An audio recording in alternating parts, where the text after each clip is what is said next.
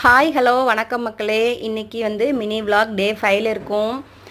School பசங்களுக்கு leave விட்டாலேங்க லேட்டாக தான் எந்திரிக்க தோணுது. ஸோ எல்லா வேலையுமே ரொம்ப லேட்டாக தான் நடக்குது. யாராருக்கு இந்த மாதிரி நடக்குதுன்னு சொல்லிட்டு எனக்கு கமெண்ட்டில் சொல்லுங்கள்.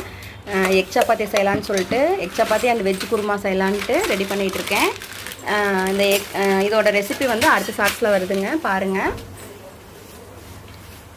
தம்பிக்கு மட்டும் ஸ்பெஷல் கிளாஸ் வச்சுருந்தாங்க. பட் இன்றைக்கி 3 days லீவ் விட்டதுனால ரொம்ப லேட்டாக எழுந்திரிச்சிட்டு எல்லா வேலையுமே ரொம்ப ஸ்லோவாக போயிட்டு இருந்துச்சு.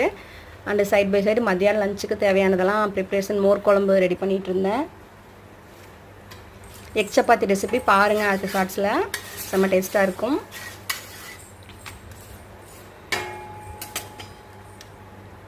அவ்வளோதாங்க, ஒர்க்கெல்லாம் முடிச்சுட்டு கடைக்கு கிளம்பியாச்சு.